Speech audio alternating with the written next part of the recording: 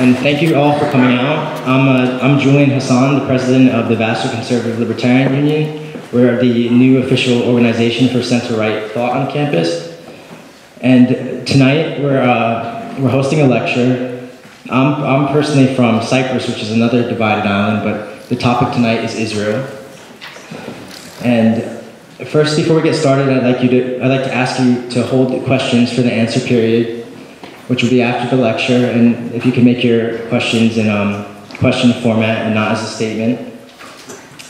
And we're also co-sponsored by Fairness to Israel, which we'll tell you about in a little bit. I'd like to introduce you to the person who is introducing our main speaker for the night, and that is Luca Ladan. He's a member of the Vassar Conservative Libertarian Union and one of the leading conservative voices on campus. So please welcome him.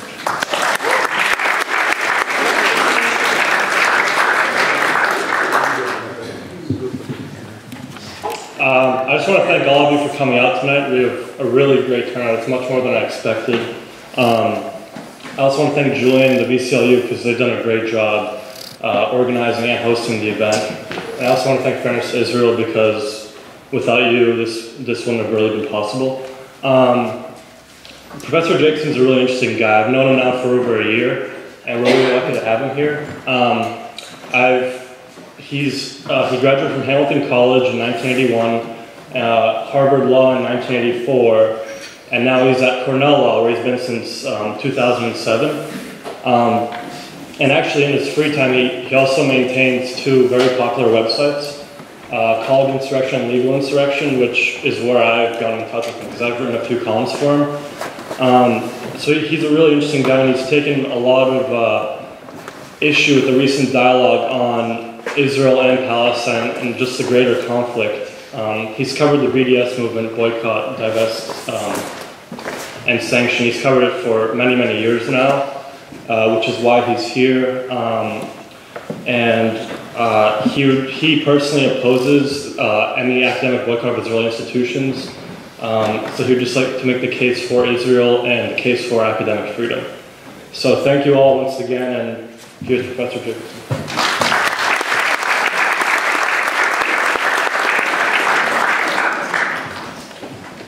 Thank you very much. Thank you to Luca and Julian for having me here. Thank you to the Conservative Libertarian Union as well. And thank you also to Fairness to Israel. And thank you, Vassar College, for welcoming me here and having such a great turnout. I'm very happy to say that at this moment in time is already Israel Independence Day in Israel.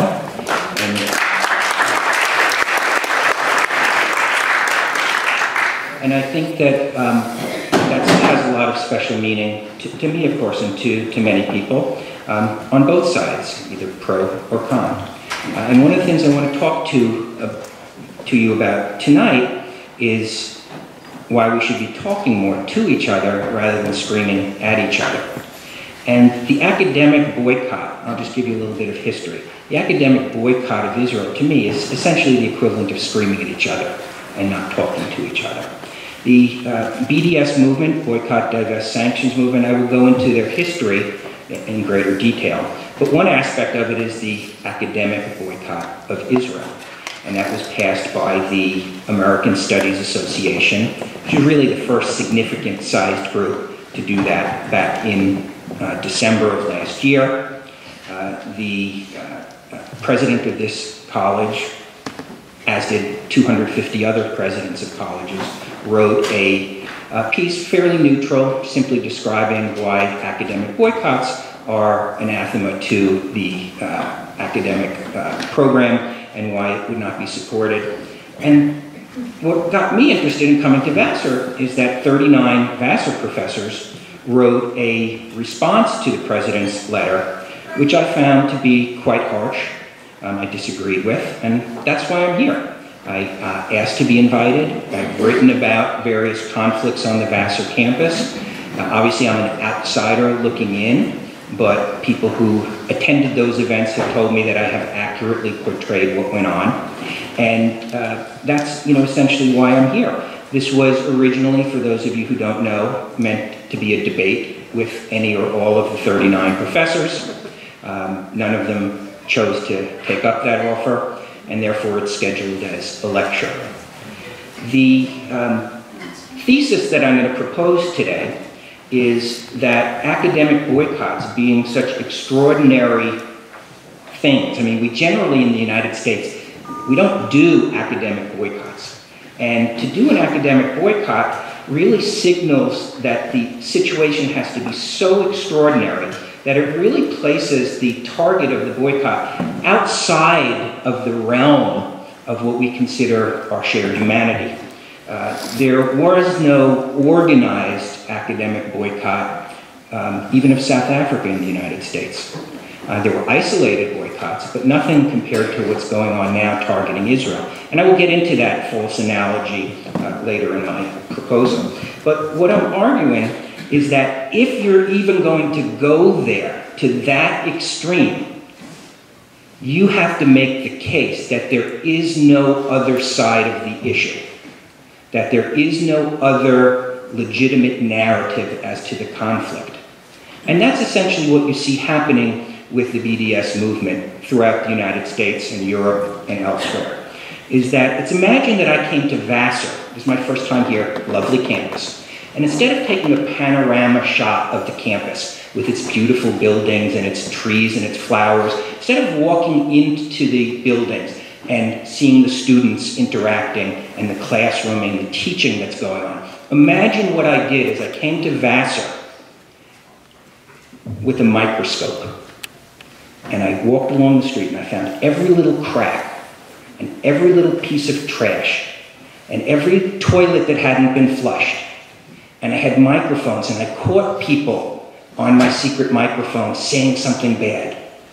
And I did that for a day. And I took those clips and I put them together in a 5-minute video and put it on YouTube.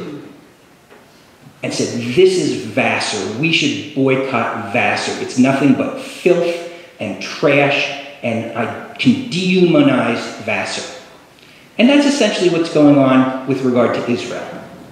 The great things that are happening, the positive things that are happening, are completely ignored. The history of the Jewish people in the land of Israel is completely ignored. The violence that has been visited on Israel is completely ignored.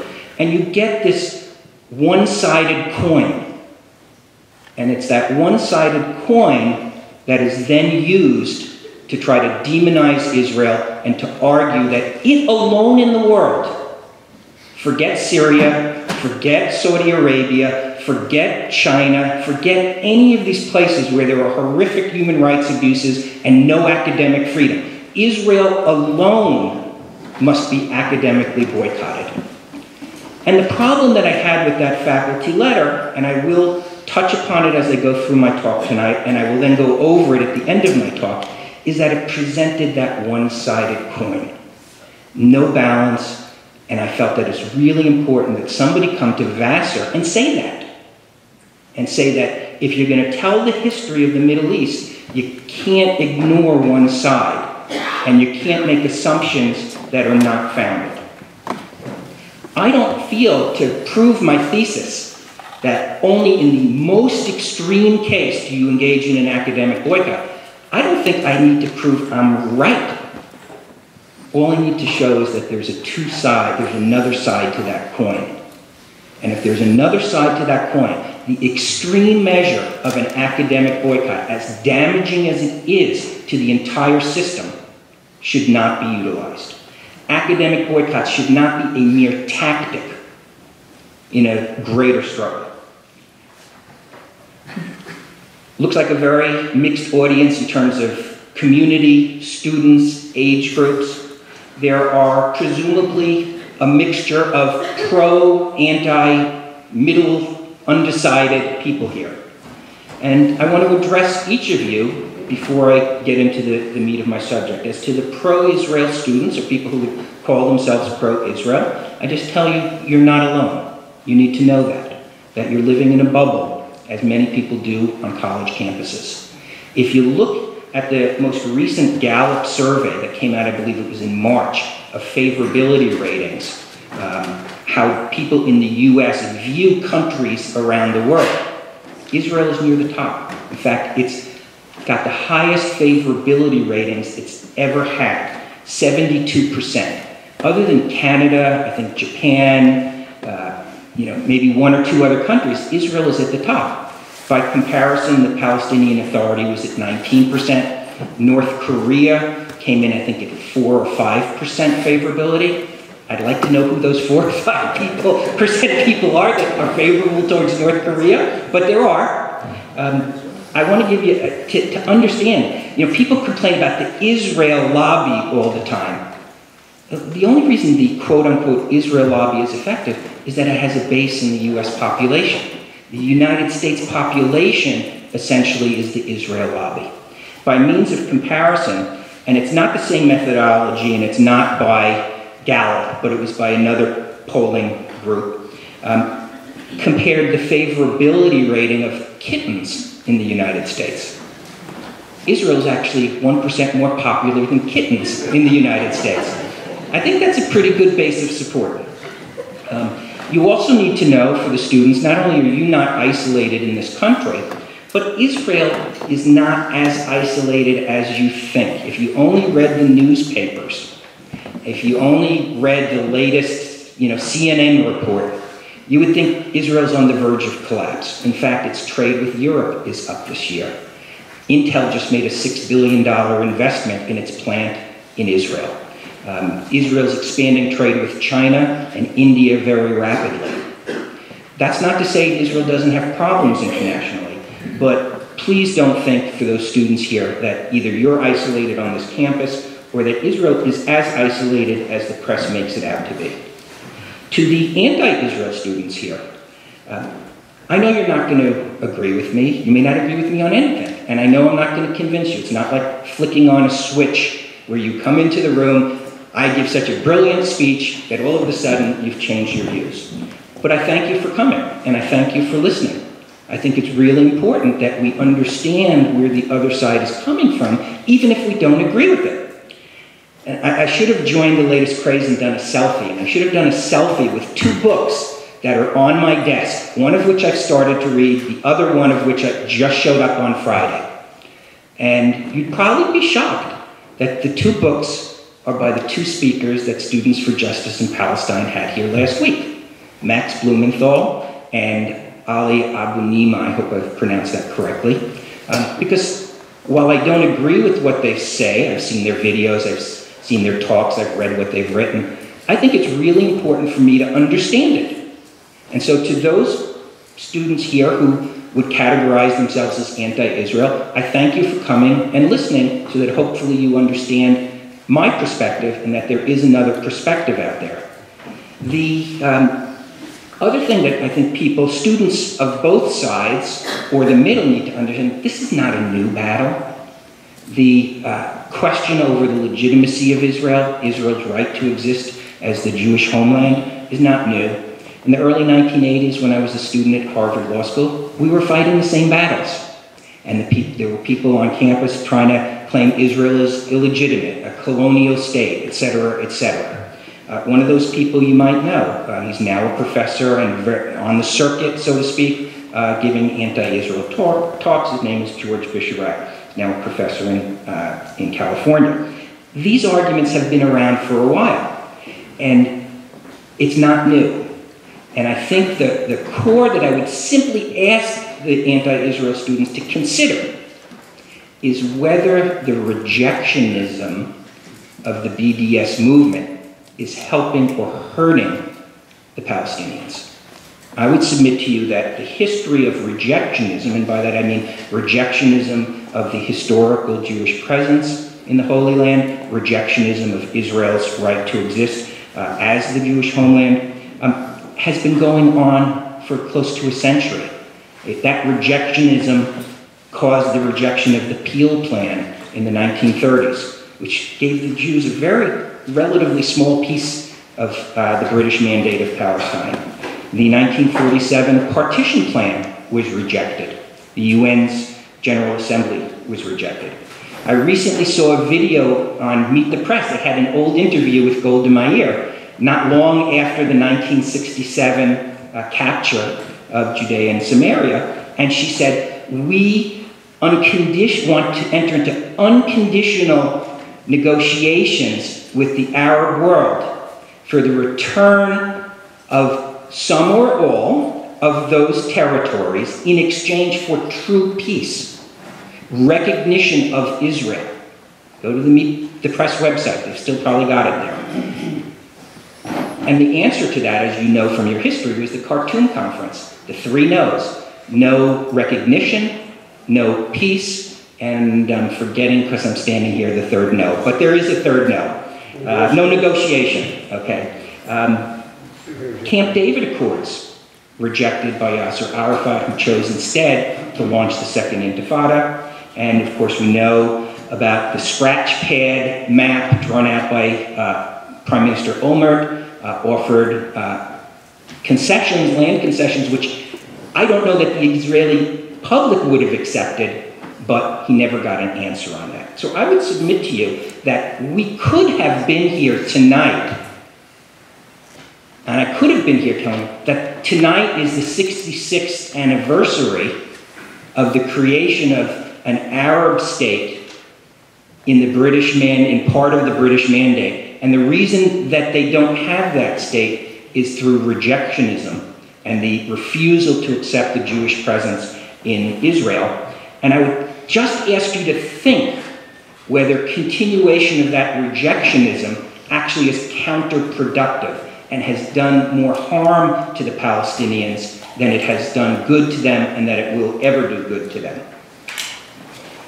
To the undecideds, you know, every election is swayed by that 3% of the population who's undecided. I don't know what percentage here is undecided, and you don't have to tell me. But I would say, don't fall prey to the loudest voices. The people who scream the loudest are not necessarily the ones who have the most thought out views. And I would ask you to read both sides. I'm not afraid to have the other side presented on college campuses, but it should be a two-way dialogue. It should have some balance to it. And I'd ask you to simply take it all in and make the decision for yourself, and don't be swayed by the loudest voices. I think there's another level here of different levels of attendee.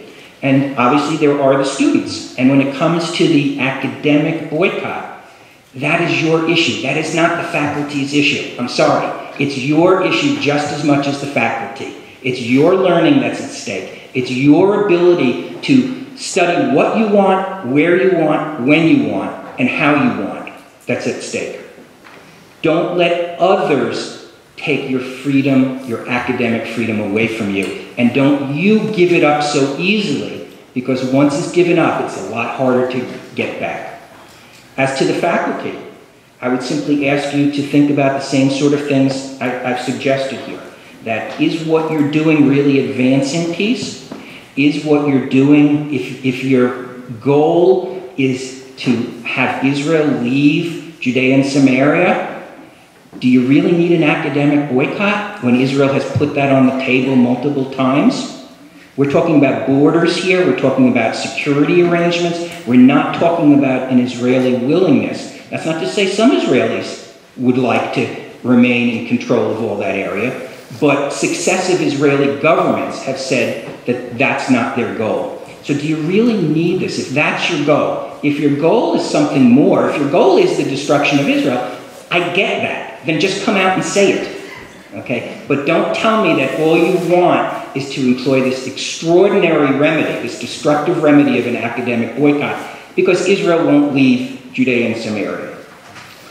Additionally, when it comes to academic freedom, I know the faculty here cherishes its academic freedom, as it should. But you can't destroy academic freedom for others while claiming it for yourself.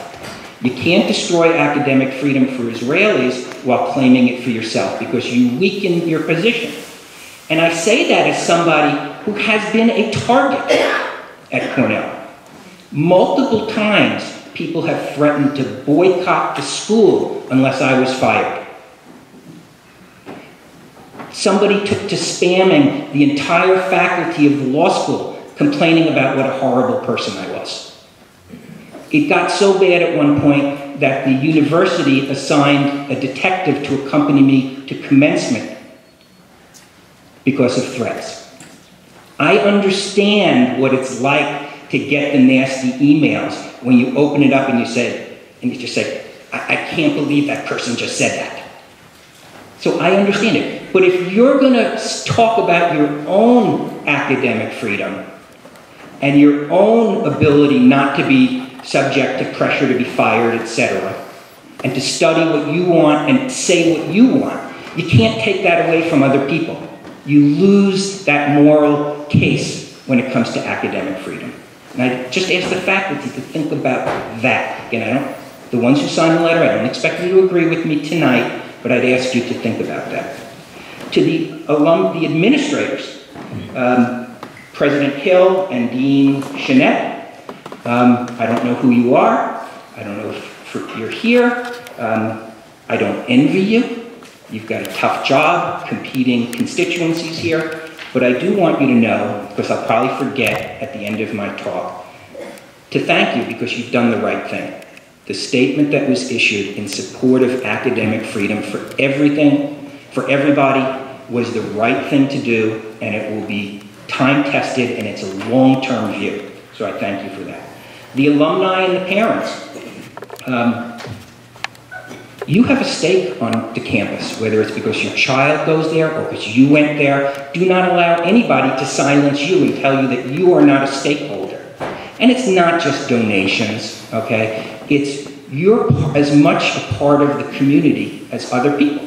You're a different part of the community, but you're a part of the community. So I thank Fairness to Israel for what they've been doing in terms of standing up for Israel on campus. Now, the academic boycott. I'm going to tell you two anecdotes that really start off my presentation. And I think the reason I've taken such an interest in the academic boycott is because of my own personal experiences, not just the harassing emails, that sort of thing. But I was a Soviet studies major. I studied at Hamilton College, but I also spent my summers at Middlebury College at their Russian language school, and I spent a semester in Moscow in the spring of 1980 with Middlebury and studied for a semester in Moscow at a time when there were it's not like it is now, where probably there are dozens of exchange programs in what's now Russia. And, I don't remember back then anybody talking about an academic boycott of the Soviet Union. It was actually just the opposite. We were desperate to get over there and interact with their students and interact with their faculty. And we knew that every summer, several Soviets, maybe a dozen, would come over to teach at the Russian school at Middlebury. And we knew what the game was. These are people all been approved by the KGB. They were probably reporting on each of us. We understood all that, but we wanted that interaction. And think about what the Soviet Union is. I don't know if they teach Soviet history anymore, or if that's just fallen off the table.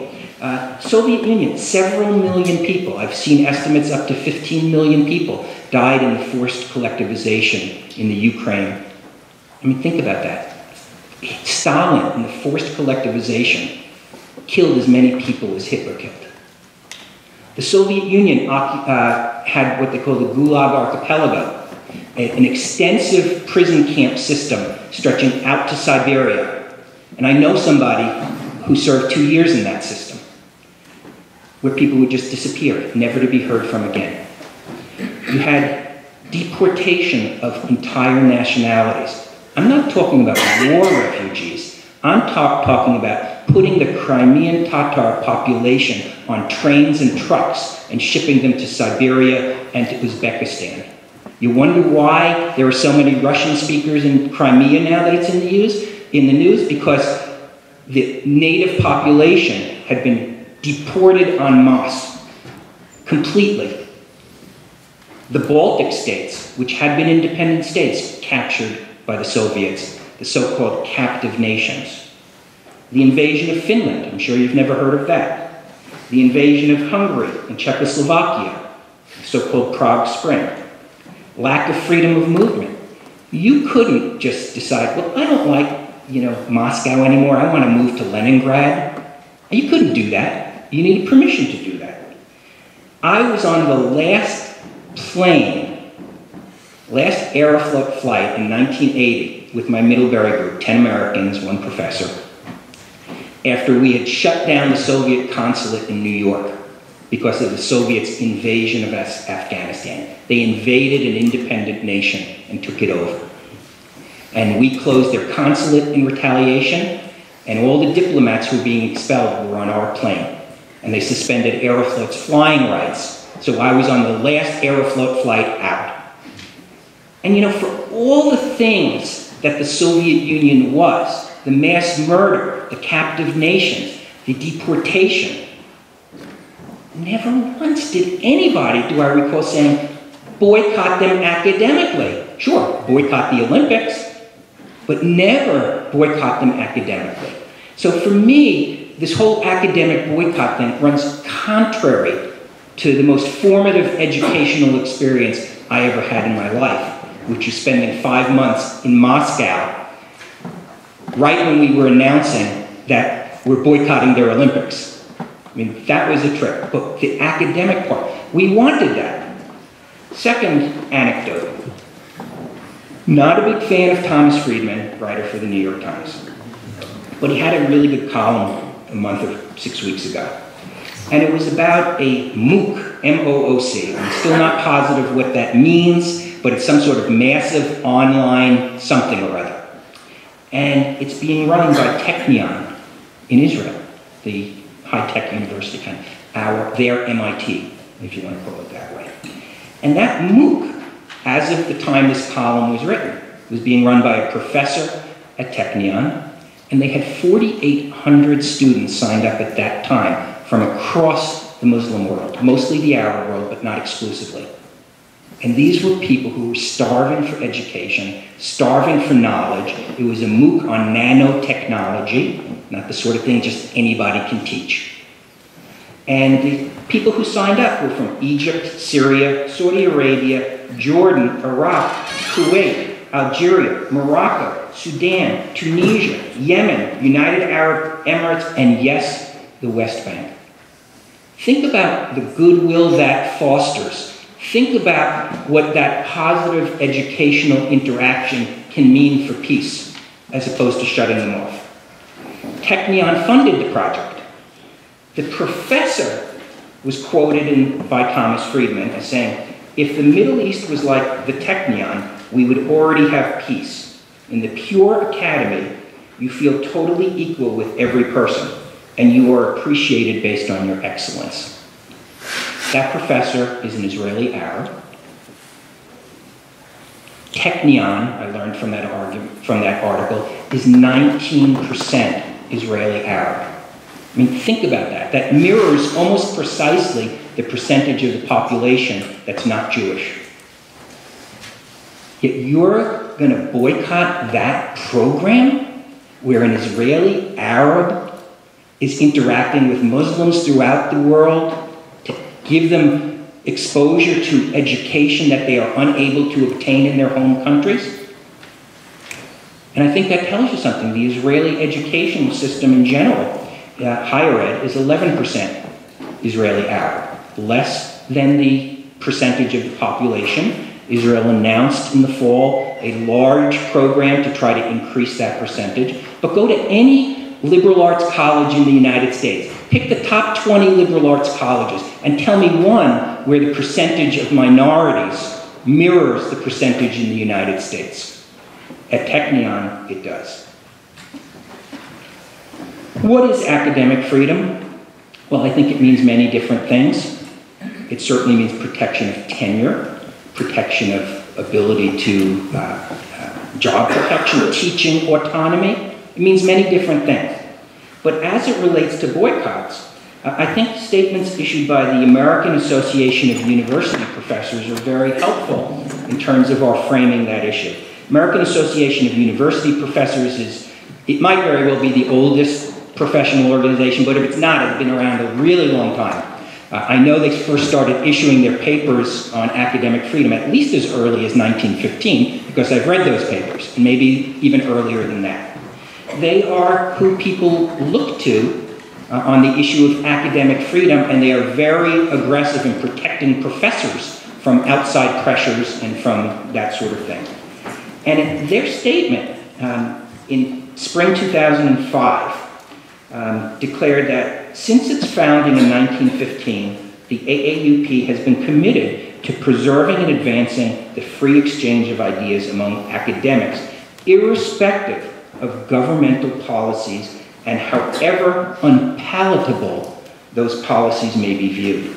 We reject proposals that curtail the freedom of teachers and researchers to engage in work with academic colleagues, and we reaffirm the paramount importance of the freest possible international movement of scholars and ideas.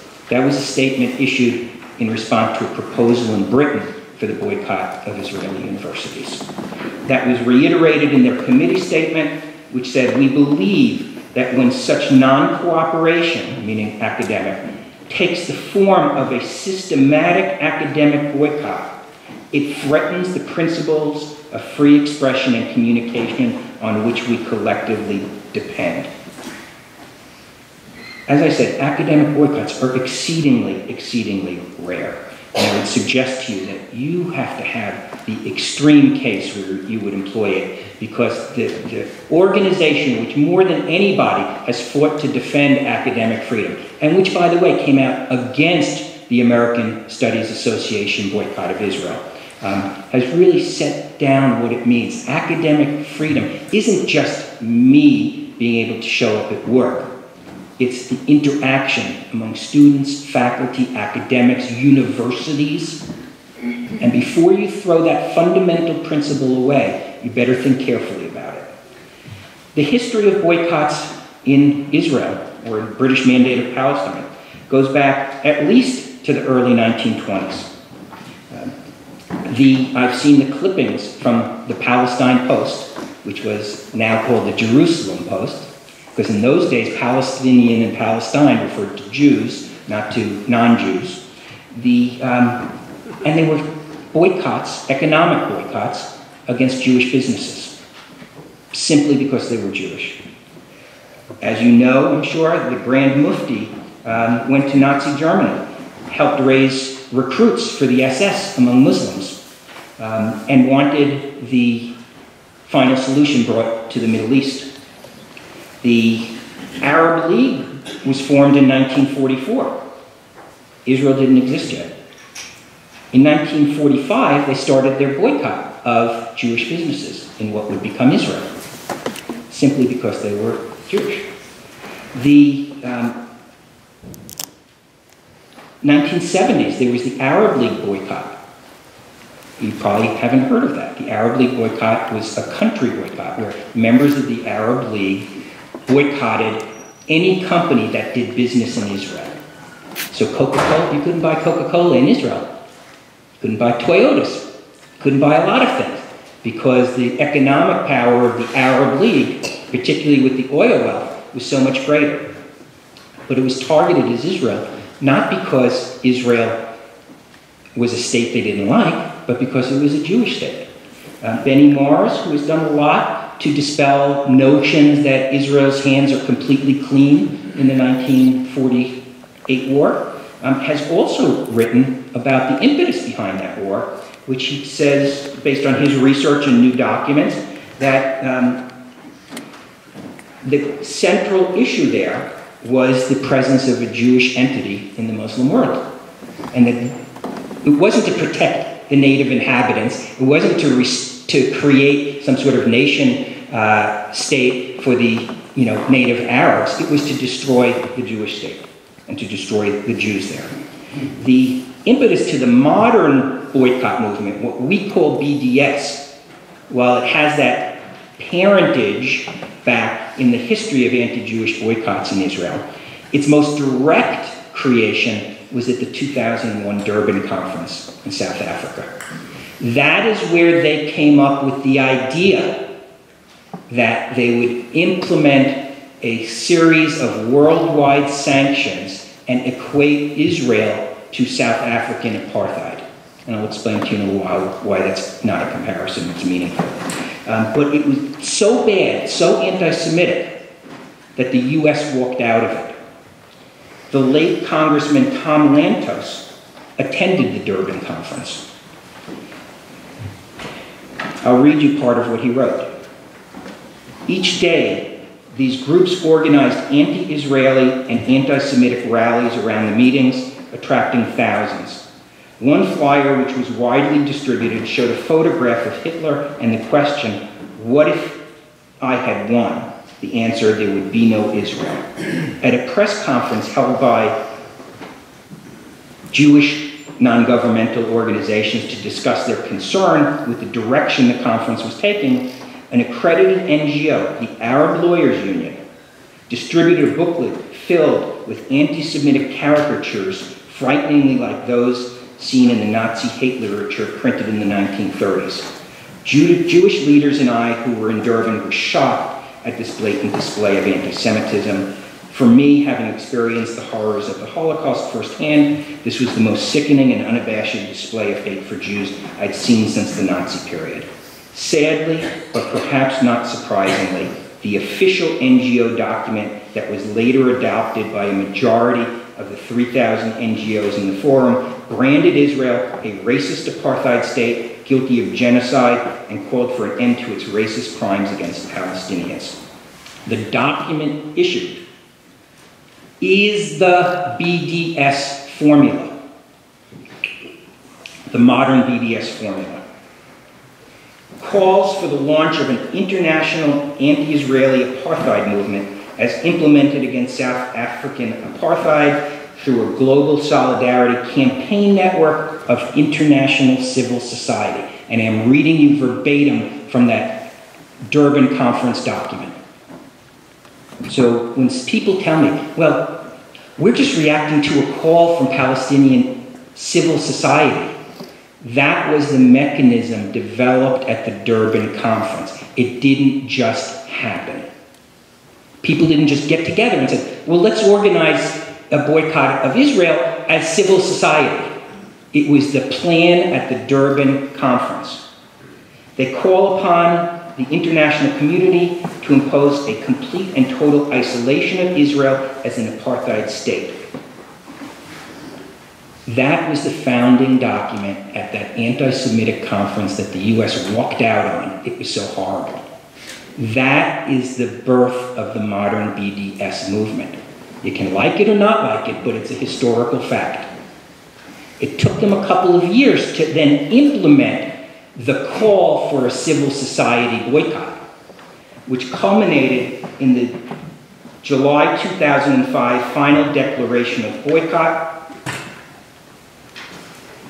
It's cited in the papers that I've handed out. That 2005 boycott call is the boycott call adopted by the American Studies Association. There's a direct line from Durban to the July 2005 boycott call to the American Studies Association boycott, academic boycott of Israel. What does the academic boycott of Israel mean to the international boycott movement? Well, they have guidelines, because the general call is just let's boycott Israel and call it an apartheid state. The Palestinian Campaign for the Cultural and Academic Boycott of Israel issued those guidelines in 2005, and I want you to see how sweeping it is, because when someone tells you, well, we don't boycott individuals, we only boycott institutions, think about how broad the scope of these international sanctions are. Comprehensive, and I'm just reading you pieces from it, it's right on their website and it's cited in my materials. Comprehensively and consistently boycott all Israeli academic and cultural institutions, which would include the following: refrain from participation in any form of academic and cultural cooperation, collaboration, or joint projects with Israeli institutions. I'm not going to read all of them, it's quite a long list. Refusal to attend academic events such as conferences, symposia, workshops, book and museum exhibits, convened or sponsored by Israeli institutions. That would mean, among other things, Anyone on this campus who supports the academic boycott of Israel better not interact with the Cornell Technion campus that's being built in Israel, better not interact with any joint programs at any universities.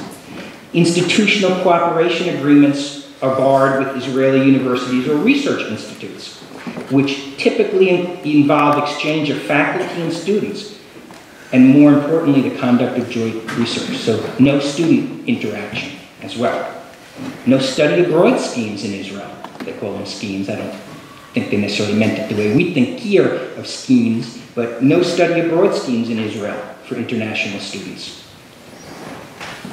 No addresses or talks by Israeli academic institutions at international venues, including by presidents and rectors.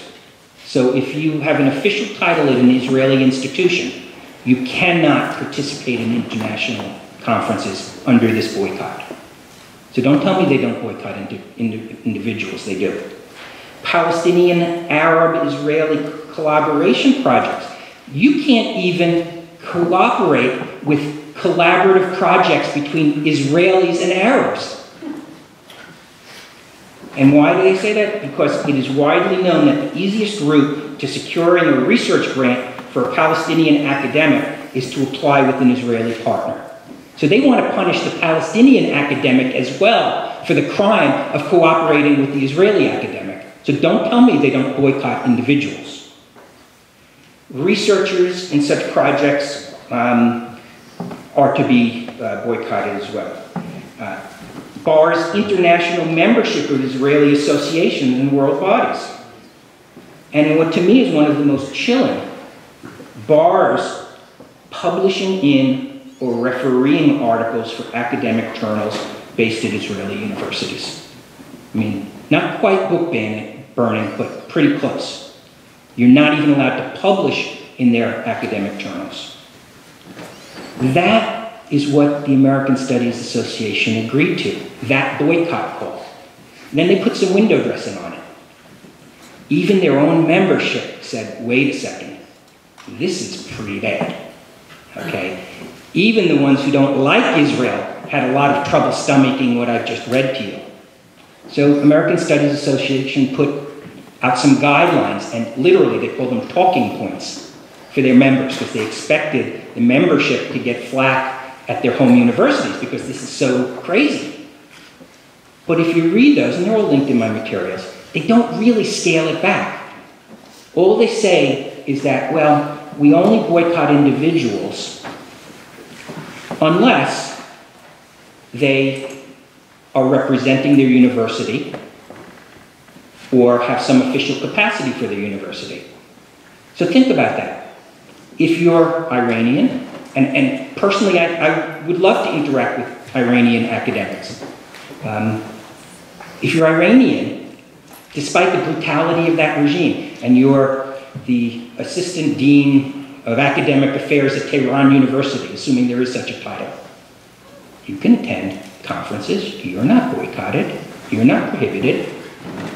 But if you're the same position at Tel Aviv University or Technion or University of Haifa, University of Haifa, by the way, is 1/3 Israeli Arab, you're boycotted. No questions asked. If you're an Israeli and you come to one of their conferences, you have to essentially certify that you're not there in an official capacity. Assuming there are academics in North Korea, you could show up as a North Korean academic, and you don't have to certify that you're not there on behalf of Pyongyang University. But if you're Israeli, you have to. To nobody else in the world is that litmus test and that restriction applied. But it is by the American Studies Association. When does this thing end? Well, in the American Studies Association's talking points and questions and answers, they say, this is a difficult question to answer. The boycott is designed to put real and symbolic pressure on universities to take an active role in ending the Israeli occupation and in extending equal rights to Palestinians. The International Boycott, Divestment, and Sanctions Movement has called for a boycott to be in effect until those conditions are met. And just in case you were wondering whether American Studies relies on the groups I just read you, they refer you to the International Boycott Guidelines. So there is no end to it. So you have an academic boycott that singles Israel out, treats it worse than North Korea, and there's no end to it. Whose academic freedom does this damage? Well, obviously the Israelis, but let's say you hate Israel, so you don't care about their academic freedom. Well, it also affects US universities and scholars. While the American Studies Association is a somewhat weak and ineffectual group, and I think one of the professors on this campus referred to this as mostly just a symbolic sort of boycott, no real world effect. It only has no real world effect because they haven't been successful, but they want it to be. And so it affects US universities. I noticed Vassar has approved, it doesn't have its own program in Israel, according to the website, it's like shopping for admissions to colleges, but it has approved programs at several Israeli universities. Those are gone. You as students cannot engage in those if you fall under the umbrella of the boycott, or if you adhere to it. It affects the general academic community. Think about all the advances in sciences and other things that have come out of collaborative projects between Israel and Israeli and foreign universities in the medical field, in the technology field. Those are gone. It affects the students. And this is something that I feel very strongly about. This is not like boycotting sabra hummus. Okay? You don't want to eat sabra hummus, go buy another brand. Okay? I don't care. I mean, I guess at some level I'm against that boycott, but it doesn't really get me excited. But the academic boycott is not a victimless crime. It affects other people. It doesn't only affect yourself. And that's what the AAUP was saying. If you individually choose not to participate in Israeli events, that's your academic freedom. But once you organize a systematic boycott, now you're affecting the entire system.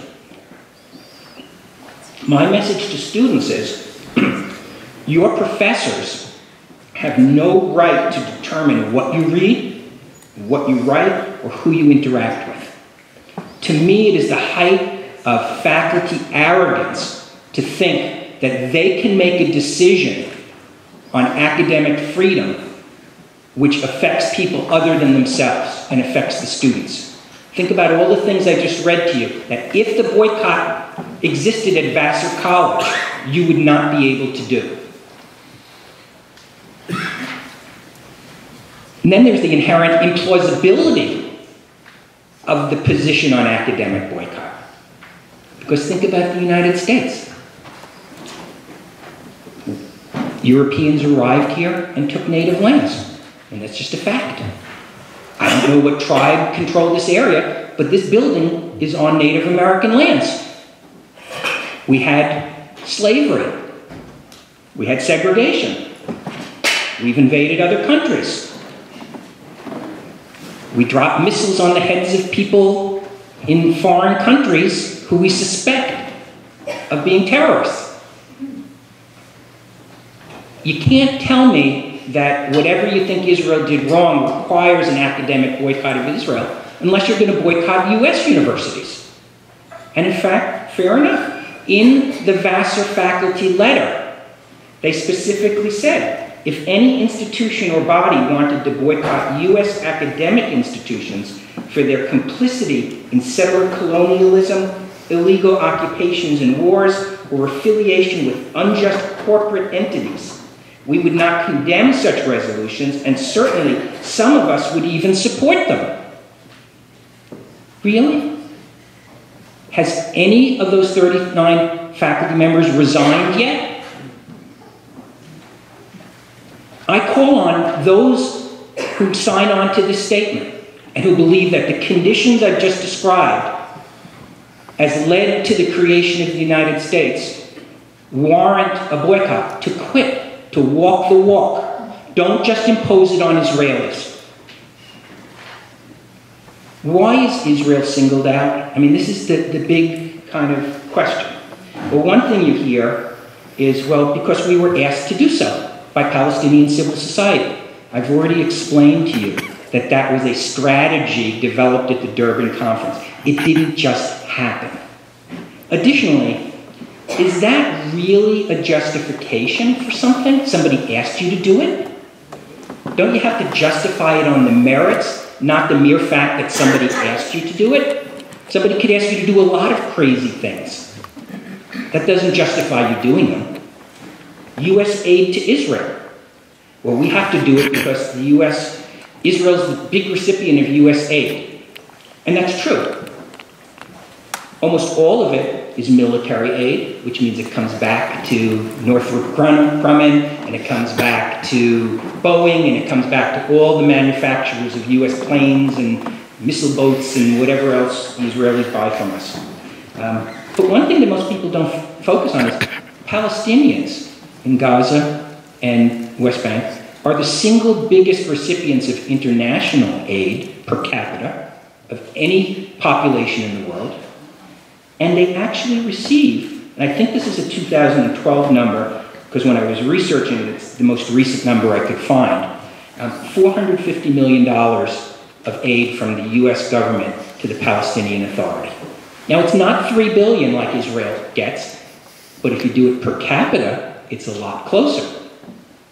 And very little of that is military assistance. Whereas for Israel, it's virtually all military assistance. There's no economic aid to Israel anymore. It hasn't been for a long time. So the Palestinian Authority gets a lot of aid. Per capita, close to half of what Israel gets. So yes, there's a disparity, but it's not like they don't get aid. And they also get aid from a lot of other countries.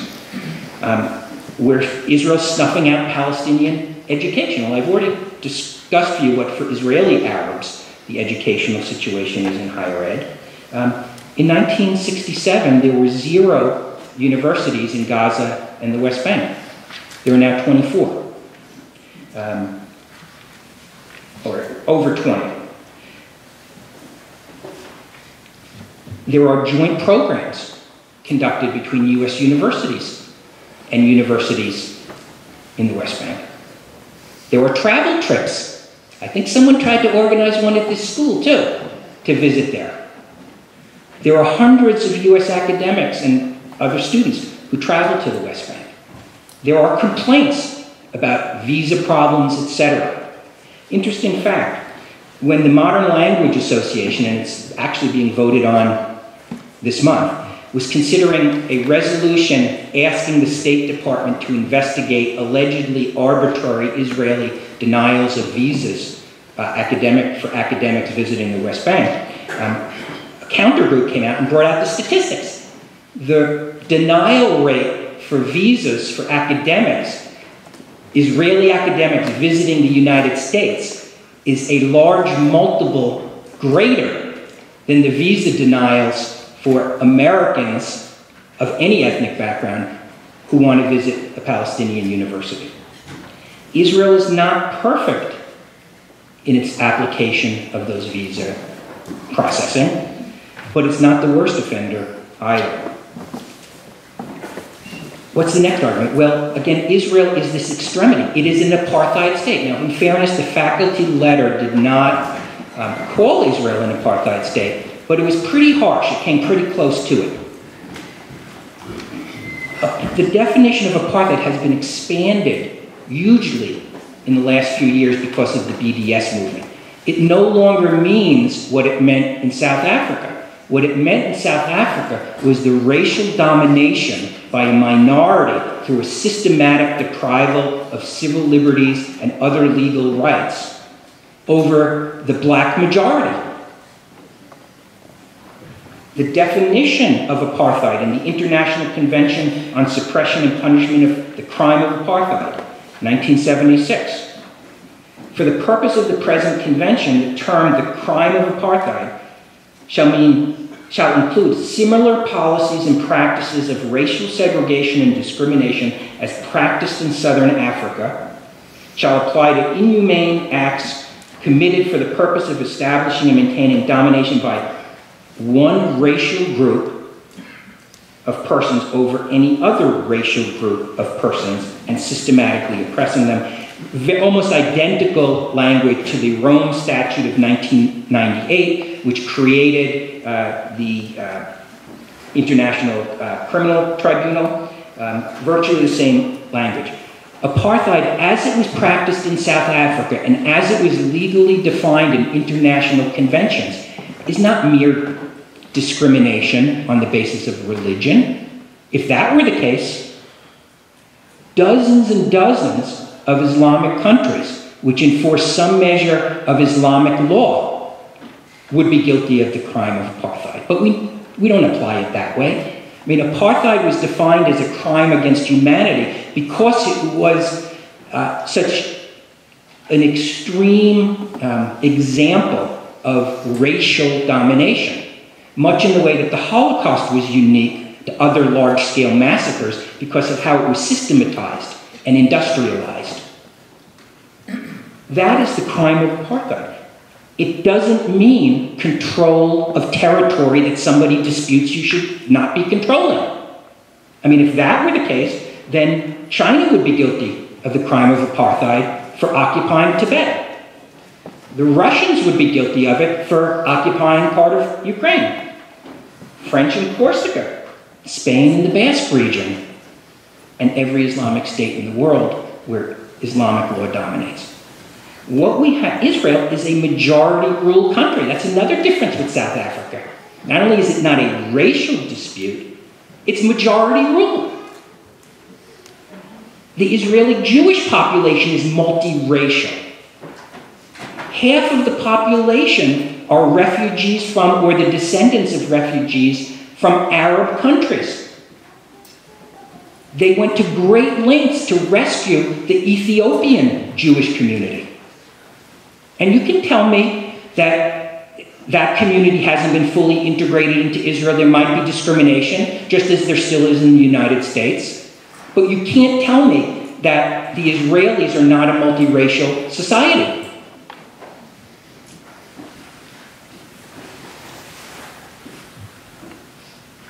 The definition of apartheid means anything you don't like about Israel is apartheid.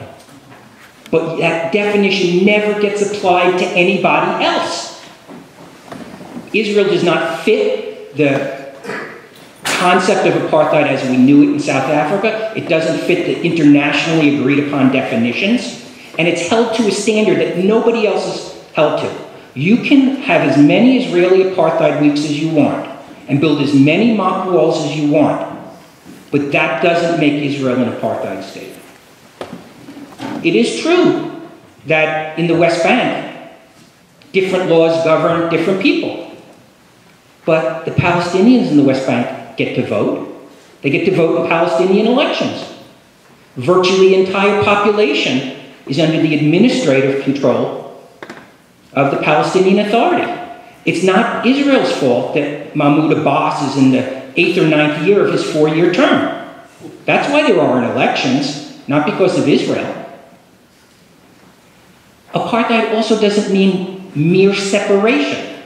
What you hear are these word games that, well, the origin of the word apartheid means separation. And therefore, anytime people are separated, that must mean apartheid? Well, no. I mean, most countries in the world reflect some level of ethnic separation, but only for Israel does that all of a sudden become a crime against humanity. The so-called apartheid wall that people like to build on campuses. The one thing that you will never see with regard to the security barrier is the mock wall. You'll never see the mock suicide bomber.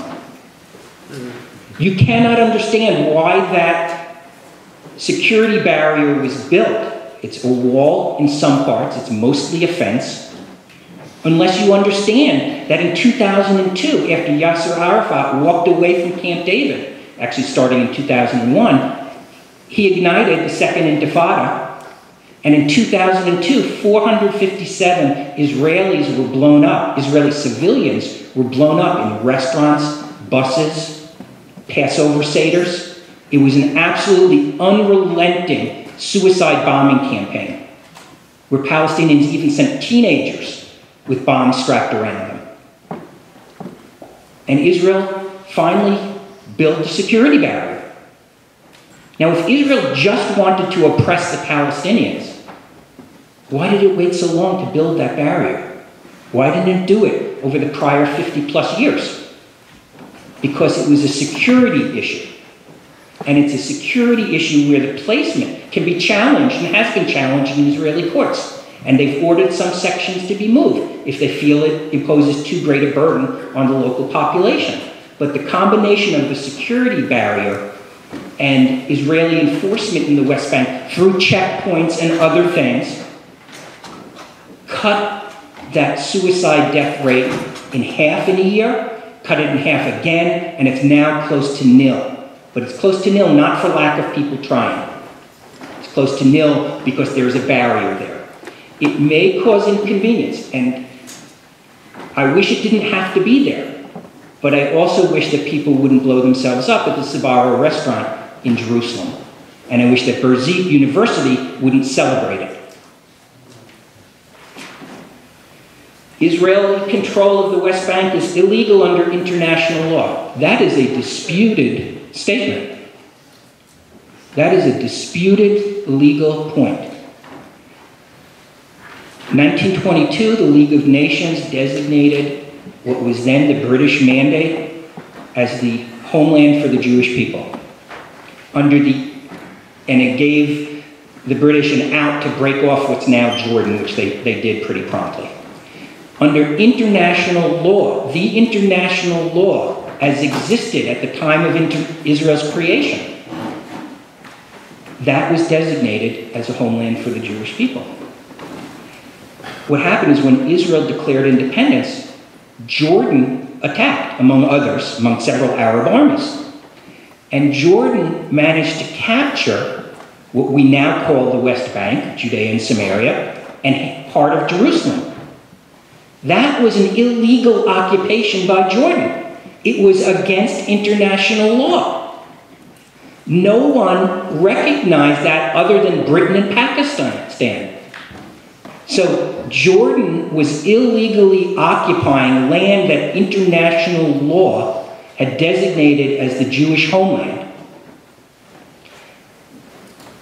And even the Palestinian Liberation Organization disclaimed any interest in the land captured by Jordan. I didn't know this till recently. The original Palestinian National Charter of 1964 says the organization does not exercise any territorial sovereignty over the West Bank in the Hashemite Kingdom of Jordan, on the Gaza Strip, or in the Hema area. Hema area was an area designated under the mandate for essentially what we would call Jordan. So you have, prior to 1967, Jordan illegally occupying land in contravention of international law, only recognized by two states, and which the sole and exclusive representative of the Palestinian people had disavowed any territorial claim to. Not only that, but that land was captured, and by the way, they ethnically cleansed the Jewish quarter of Jerusalem and marched the Jews out. When Israel captured that territory, it was capturing territory that was illegally occupied in violation of international law. Not only that, it was acquired in a defensive war. In 1967, Israel did not carry out a first strike against Jordan, carried it out against Egypt. Israel asked Jordan not to enter the war, but because of false reports at how well the Egyptians were doing, Jordan thought it would be a cakewalk and they could actually take over all of Israel. And Jordan started the war. And it was in that defensive war that Israel acquired the territory that had been set aside as the Jewish homeland. Now you understand why it's not that clear an issue. It's really an issue that I'm not sure had ever come up before. And I'm not going to tell you that to 100% certainty, Israel being in Judea and Samaria is legal. What I will tell you is that there are very serious scholars on this subject who say that it is. There is not a uniformity of opinion on this. As a political matter, the weight of world opinion is against Israel on that issue. But as a legal matter, it is disputed, and that's why the Israelis refer to it as disputed territory. The U.S. can't seem to make up its mind what it's going to call it, but there is a legitimate dispute there. So to simply announce that the occupation is illegal is not accurate. You've seen the maps of Israel that BDS movement puts out. First map, the entire British mandate excluding Jordan, and they call that Palestine. And then they show it being successively reduced. Well, I won't say I've become a land expert on the Ottoman real estate law, but I've read articles about it. And most of that land, 77%, in the West we would loosely call state-owned land. The Ottoman system was a lot more complicated than that, but it's basically state-owned land.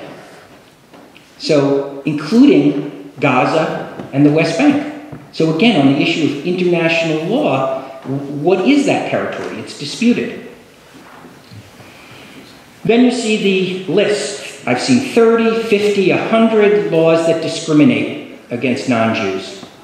Again, if that makes it an apartheid state, then so is every Arab country that imposes any measure of Islamic law. And even those are hotly disputed. The analyses I've seen of them, because I couldn't check out all 50 or 100 myself, did read a couple of them, is that those basically fall into laws that create symbolism for the state that is related to Jews. But look at the Islamic states. They have that symbolism. Laws that in the US we would call disparate impact. And one that just caught my eye was that Israel passed a law allowing the revocation of citizenship for anyone convicted of treason. Sounds neutral on its face, the argument being that since Israeli Arabs allegedly are more likely to commit treason, that law discriminates against them disproportionately. So we call in the US disparate impact laws. And then there's just mischaracterizations of some laws. For example, the claim that there were Jewish-only roads in the West Bank. In fact, they were Israeli, and they were built because of attacks on cars. They had to build bypasses around Palestinian towns for terrorism reasons. But why is Israel really singled out? I mean, let's talk about the elephant in the room. It's because it's a Jewish state. That's why there's the hatred towards it. And I'm not talking about hatred on campus. I'm talking about in the Middle East. That's the problem. And that's why, to me, while it's poo-pooed as gamesmanship, that's why, to me at least, it's so important that when they reach a resolution, which I hope they do, that part of that resolution is that Israel be recognized as the homeland of the Jewish people, and the new nation of Palestine be recognized as the homeland of the Palestinian people, and they each give up something, and they live in peace forever. But without that recognition of the Jewish character of the state, and the mutual recognition of the Palestinian character, and believe me, that's not a universally popular view. I mean, there are a lot of people who consider that a sellout, but Israeli governments, successive, have been willing to do such a thing. That's why it's so important. What was the reaction? Now you understand why the academic boycott has these roots and has these issues that are built into it. What was the reaction? Well, like I said, 250 university presidents issued statements saying they would not abide by the boycott. They rejected. The American Council on Education, American Association of University Professors, Association of American Universities, and the president and dean of this college came out. And I hope you've read their statement, the statement that was issued on behalf of Vassar. It's a fairly mild statement. I mean, it's not inflammatory. It takes no position on the Middle East dispute. It simply says, and I'll quote you the key sentence, Vassar's, we endorse the statements opposing the boycott issued by the entities I've just mentioned.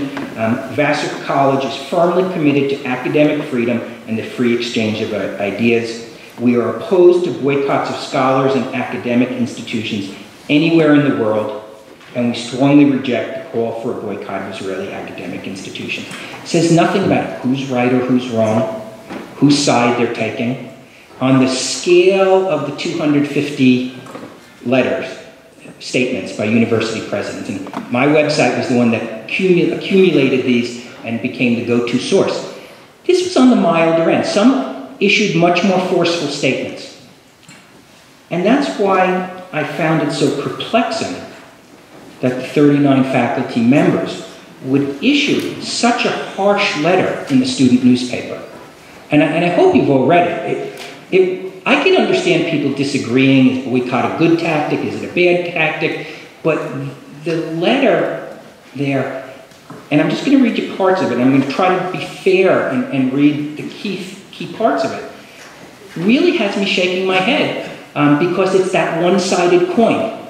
It's the dehumanization of Israel in order to justify the extraordinary remedy of a systematic academic boycott.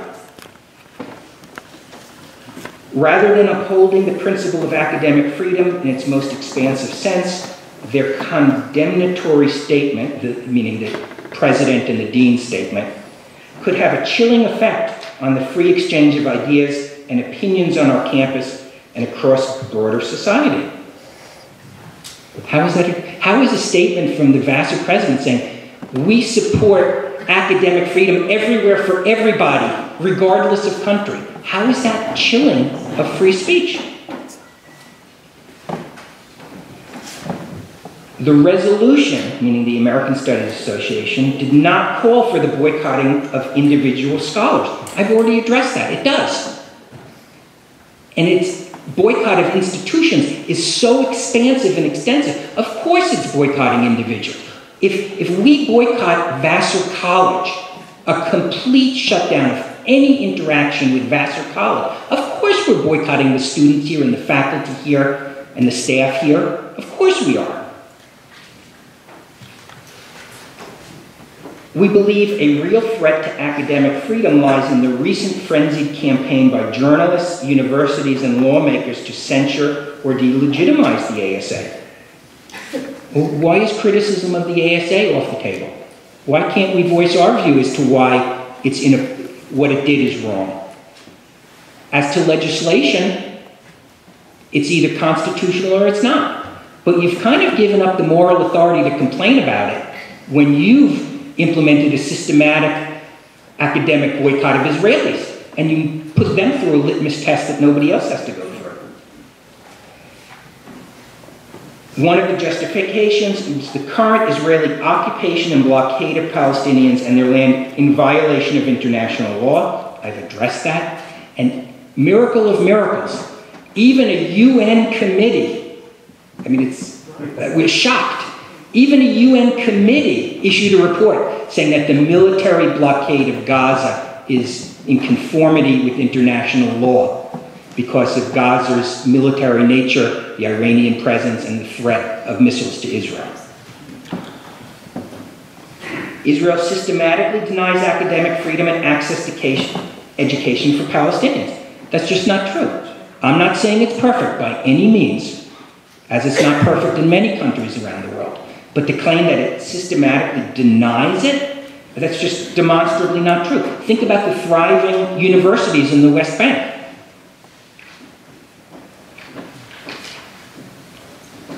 Academics, we are troubled by reports that academics and activists that work outside of Israel-Palestine are monitored and policed on their campuses and other forums.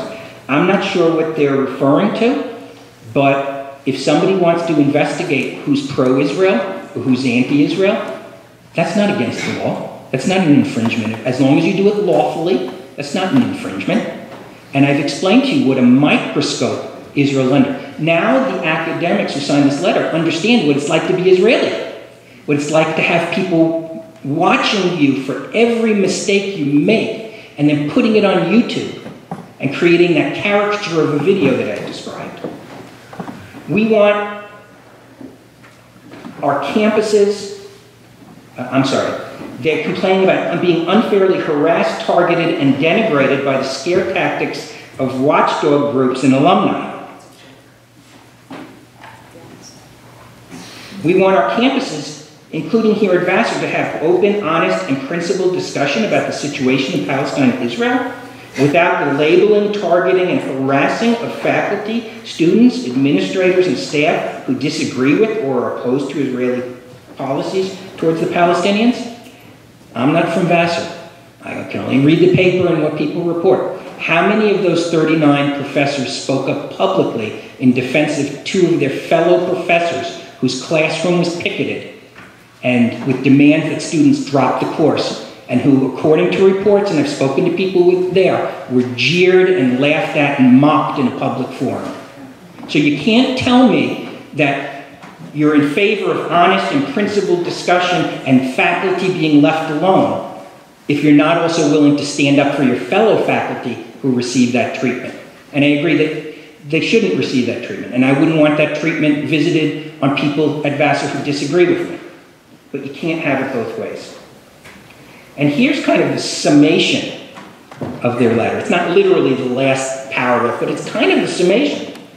Even the ardent supporters of Israel cannot deny the ongoing systematic dispossession of Palestinians, the destructions of their homes and livelihood, the expansion of illegal settlements beyond the 1967 borders, and the general humiliation and hardship Palestinians must endure as walls, checkpoints, apartheid legislation, and control of movement deny Palestinians self-determination, freedom, and basic human rights. Well, this ardent supporter of Israel says that there's another side to that coin, and you can't view the security situation in the Judea and Samaria unless you take into account the century-long terrorism directed at Israel. So where does this leave us, other than too late in the evening? What's not in the letter? Any context for what's happened? The 100-year war of terror against Jews in Israel, the history of rejectionism, even before Israel gained control of Judea and Samaria, the repeated offers by Israel to leave 90+% of that territory in exchange for true peace, the suicide bombings, the rockets from Gaza, thousands of them, Hamas, Islamic Jihad, the Al-Aqsa Martyrs Brigade, all of whom are committed to the destruction of Israel, and all of whom probably would win the election if a free and fair election were held in the Palestinian territories. In such an ahistorical, unbalanced, non-contextual paper, if it were submitted to a class, if that open letter was submitted to a class, it should receive a flunking grade. It probably wouldn't, because nowadays we don't flunk people, we give them C's, okay? And that's why I wanted to debate them, because it's an indefensible letter. It sends a message to students. It's putting a thumb on the scale. These are your professors. They've gathered together to announce a position, which now 39 may not be the whole faculty. It's certainly not, what is it, maybe 20% of the faculty. But that sends a message to students. And that's why I wanted to debate them. And with that, I will take questions.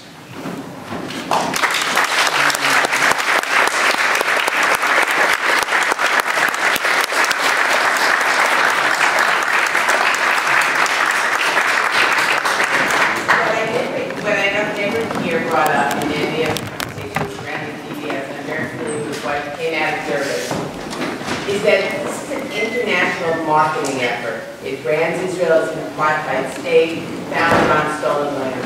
When Israel's apartheid week happens, it happens globally, it happens consistently, it happens with the same message. It defies logic, it defies political realities, because it's a campaign We've done research and we found that the non-government organizations that fund BDS, as of 1 year ago, had $200 million in funding to fund the BDS. Many of them funded through mainstream charities. Christian War on One, Amnesty International. Many mainstream charities fund these non-government organizations. So my question is, go home, do your homework, find out where mainstream charities are getting $200 million to fund an international marketing effort that is not pro-Palestinian, but it's about to cross way over into the line of delegitimizing the state. It's okay to be critical of an organization, but if you're truly critical of a state, then why would BDS come after SodaStream, an organization, a company that employs Palestinians? I'm just going to have to interrupt you, just in fairness, because the ground rule, as announced at the beginning, was that it should be in the form of a question. And I would just ask that, I mean, yeah, I guess that means I now have, and not that I disagree with anything you've said, but the point of this is to have an interaction with me, hopefully, rather than a... My question is, why are we not addressing this as an international marketing issue with the branding of Israel as an apartheid state founded on stolen land? The intellectual discourse of addressing it point by point is ready. All right. I have a question for you.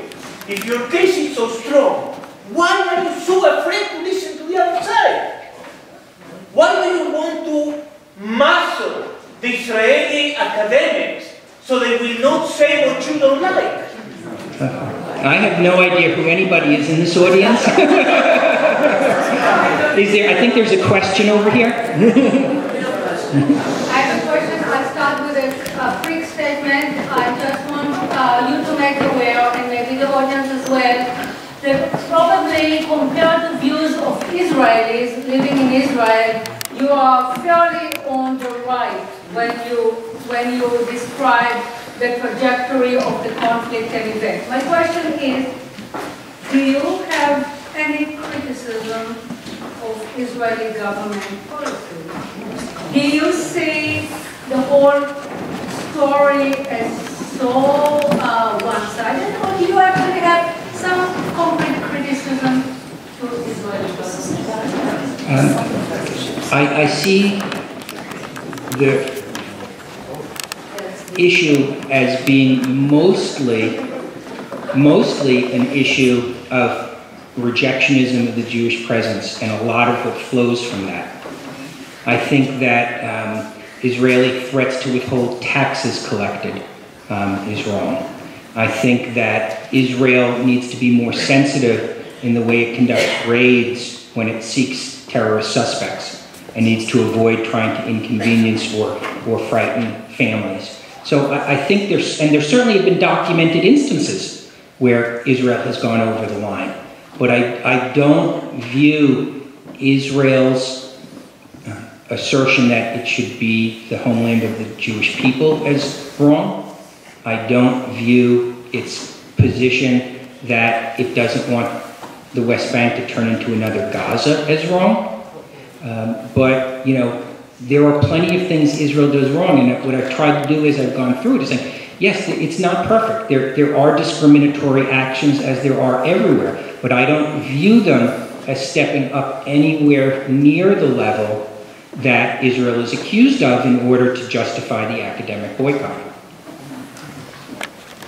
I'm one of the alumni, as you mentioned, who've been extremely upset about what happened with the letter from the 39, which was an out-of-bound response to what was a very plain vanilla support of academic freedom. So my question is, I understand that you emailed every single professor who signed that letter, and I would like to know if any one of them gave you an explanation as to why they wouldn't defend their views here tonight. I did not. I believe that the organizing group for tonight's talk did, so I can't speak for them. Did you get a response? Yeah, I got a response from about 4 or 5, but it didn't really go in depth. Most of them just denied it. I read, said they wouldn't do it, but there really wasn't an explanation for it. One was copied to me for whatever the reason. I was on it, so it came directly to me. And the points being, one, they felt that the person who wrote it felt that this topic's been covered too much already on campus, that I was not the right person for them to debate with because I engage in polemics, and that I can't remember the other reasons, but that was essentially it. Oh, and that person did not want to put, and I don't even remember if it was a him or a her, himself, I believe, out there because of the sort of criticism he would receive from outsiders for staking that position. So those were the reasons given. So the pharmacist, as opposed to the two speakers they had here on Wednesday night? Look, you know, Max Blumenthal and Ali Abunimah, however it's pronounced, are two of the most strident anti-Israel people out there. I think they should be free to come here. I have no problem with that. But I should be free to come here too. And if faculty are going to write a letter which effectively mimics what those two other speakers say, they should be willing to defend it. And you can't expect students to confront them on that. I mean, there's a power imbalance. Okay? If the president of the college had put out a statement saying, I support Israel, I believe the Palestinians have been wrong, I believe this, I mean, if that was the tone of it, I'd agree that might have a chilling effect. But it was a very neutral statement. It really was. It was just academic freedom. We agree with what the American Association of University Professors' position is. But I don't want anybody kept off campus. I mean, I think the campus needs more of both voices. I think there was a question. I have a question for you. Can you raise your voice? I'm a student. My name is Sophia. I have a question for you, and that is whether or not you think, and this is something that I think, and maybe my fellow students think, would probably resonate with us a bit better, and that is sort of dissecting what it means to be pro-Israel and what it means to be anti-Israel. To put it into another context, if I'm pro-America, does that mean that I believe wholeheartedly in every single decision that my government has ever made? Or does it mean that I merely believe that America deserves the right to exist, or are those mutual? And I think that a real problem that exists on our campuses, especially in liberal arts colleges, is that we're so polarized. And I think that what's being lost here with the existence of the BDS movement is the fabric and the web that exists in between. And I'm not saying that there's only one middle ground, but I think that the real value that exists when it comes to intellectual discussion is this web. And so I ask you whether or not you think it's valuable to sort of take apart and deconstruct these terms. What it means to be pro-Israel or pro or anti-Israel. It just seems like such a a question that I got, you know, as a kindergartner. Are you Christian or are you Hanukkah? You know, it's one of these, and so much more complicated. And I think that anyway, I'm wondering if you think it's valuable to have these kinds of debates on our college campuses. Thank you for that question. I think that's a really good question, and I'm glad that you raised it. And you know, when I was preparing this and I kind of set it up as, you know, addressing the pro-Israel students, the anti-Israel students, I had actually thought about that because I know that on college campuses there's a lot of issues about J Street, about Open Hillel, about other things. To me, many, if not most people, fall into one of the two camps. But I think that there are a lot of people in the middle who are maybe uncertain. They may disagree vehemently with the settlement policy, but may want Israel to exist as a Jewish state, and may actually see that policy as destructive to Israel as existing as a Jewish state. But to me, you can't be pro-Israel if you, one, don't accept Israel as the homeland of the Jewish people, just as you can't be pro-Palestinian unless you accept that some part of the British Mandate of Palestine is the homeland of the Palestinian people. I'm not a big fan of the word deconstruct. I know that that's a phrase that's in vogue, and I don't mean that derogatorily. I mean, I just think it tries to break things down that maybe don't need to be broken down any further. So I don't think you can support people who want to destroy Israel and call yourself pro-Israel. And much of the international BDS movement does.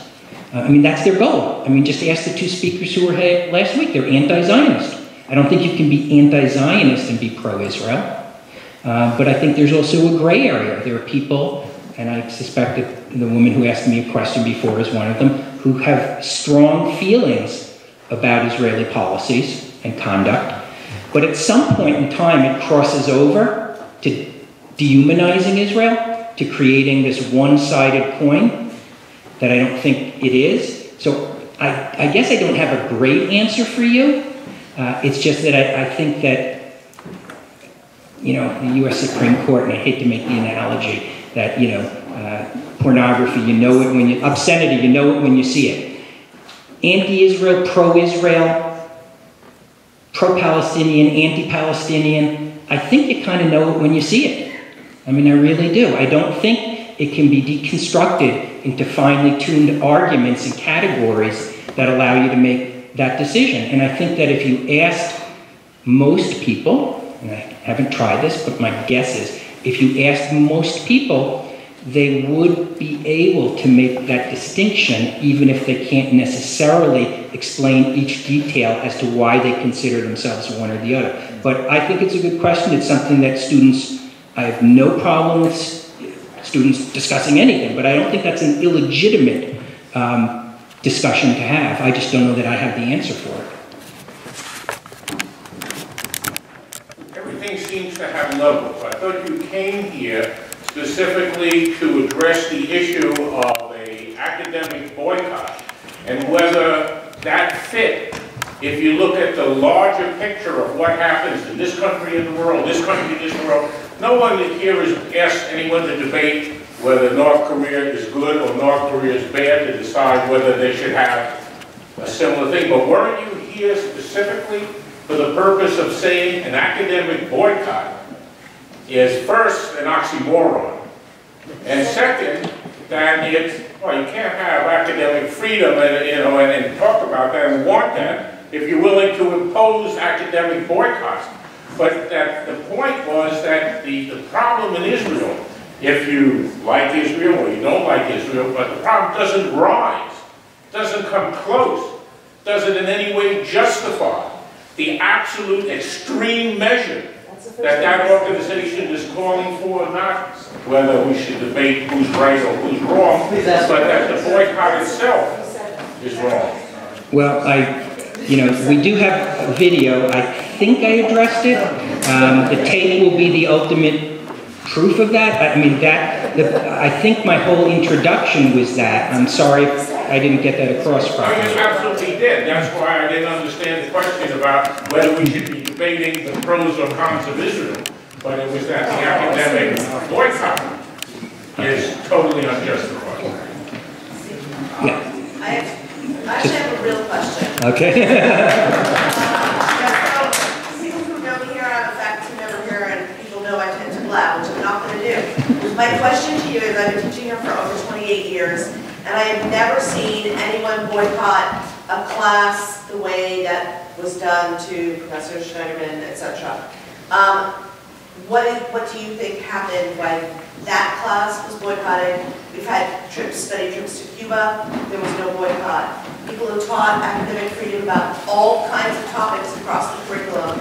And unless I missed something, I have never, ever heard of a group of students or faculty or staff going to someone else's class and telling people that they shouldn't go in there, they shouldn't take the course, they shouldn't study the material. So why was this different?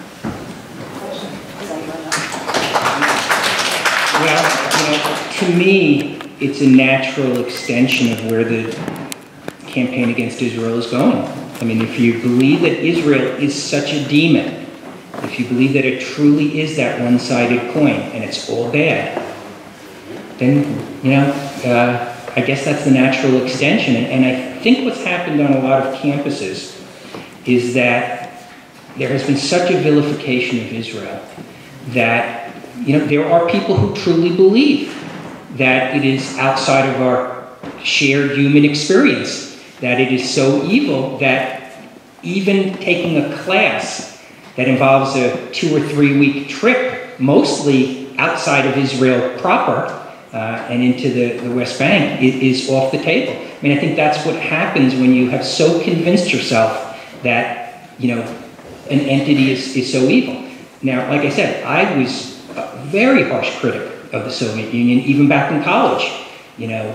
One of the reasons I actually went there 3 times, I brought books and jeans, blue jeans and other things to Jewish refuseniks there, because they could then sell them on the black market because they'd lost their jobs for wanting to emigrate. And so, it would never have dawned on me to go to a class that was making a trip to China or, and that was China during the Cultural Revolution. I mean, that was a tough place, okay? There was a series of articles recently, I forget if it was the New York Times or someplace, about the professors and the students who experienced the Cultural Revolution, where they denounced each other, and it was... So I don't know how people get to that point, that even taking a class trip someplace is beyond the pale. And I did read 1 or 2 of the students wrote about their experience in the Vassar Gazette or Chronicle, or there's some other publication that's not the newspaper. It seemed like they had a very interesting educational trip. I don't think they necessarily couldn't really tell what they took away from it politically, but it seemed to have been a valuable trip from a student learning experience. So I don't know how people get to that point, this gentleman. Many of the arguments you've given for the arguments that were addressed in the group that was pro-Palestinian or anti-Israel. But my curiosity is, when people take a viewpoint, we often have reasons for taking that viewpoint. And then once we've taken that viewpoint, we then look for those arguments that support our viewpoint so that we can justify that position. But the bigger picture is so for instance, if you're Jewish, you're going to look for all those arguments to support why the Jews have done things correctly, and ignore those arguments of what they didn't do correctly.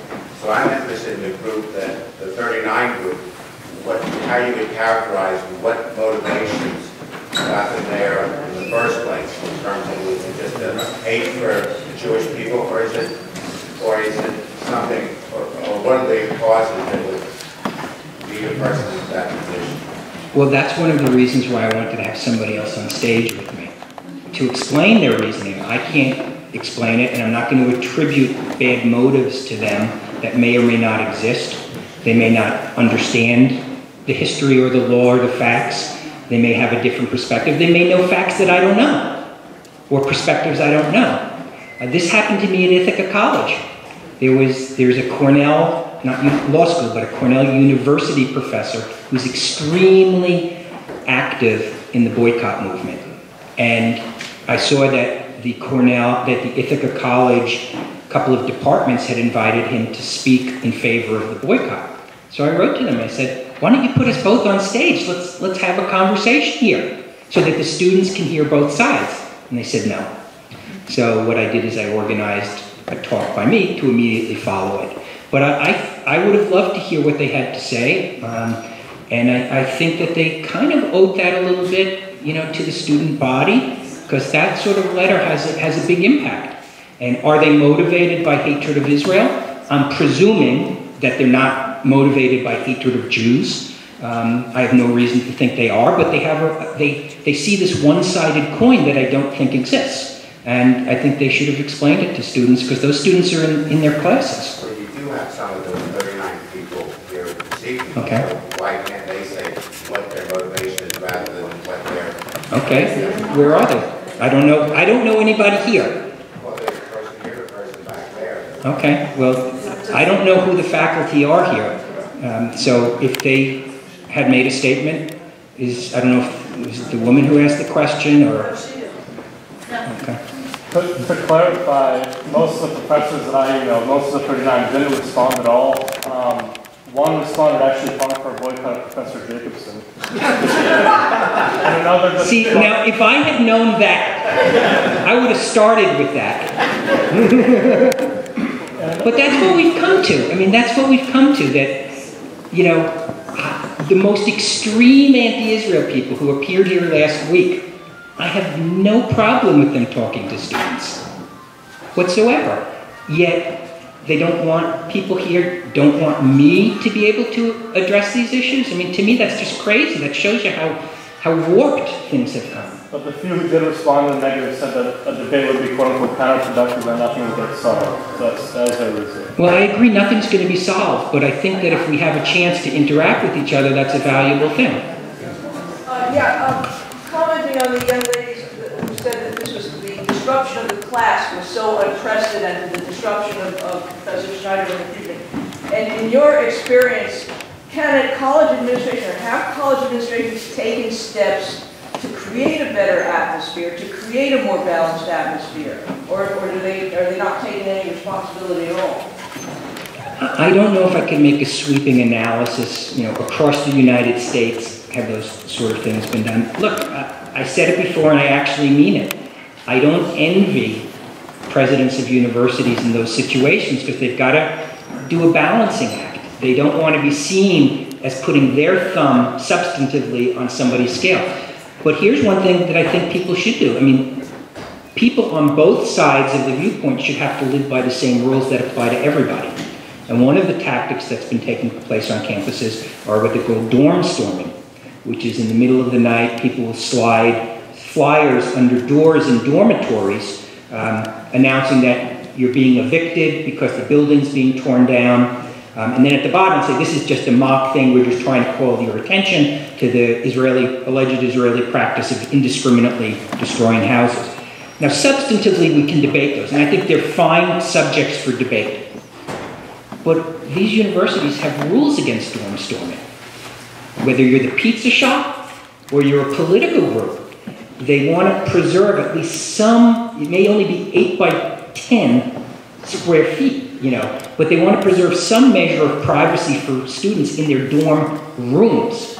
And what's acceptable in front of the dorm, maybe in the public space of the dorm, but they have rules that say you cannot slide flyers under student doors.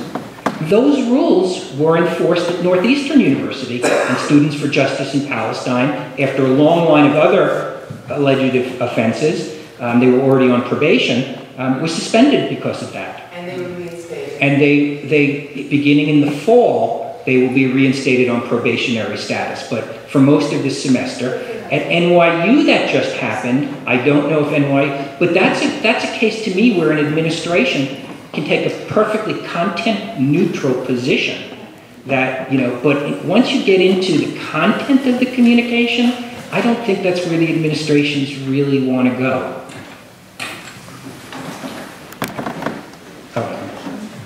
Yeah, first of all, I need to apologize. My reaction was uncalled for. And I misunderstood what you were saying. But what I would like is to make a comment that might help understand the context of why I reacted like that. I grew up in Argentina. I attended university in Argentina, a country with no freedom of speech, with no academic freedom, with no political freedom, in spite of the fact that supposedly it's a democracy. So I chose to leave that country, in part, corny as it might sound, looking for freedom.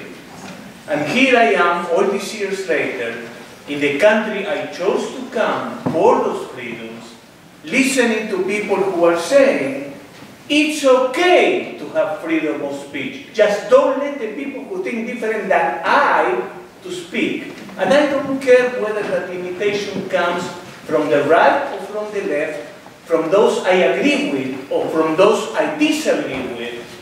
It just makes run a cold down my spine.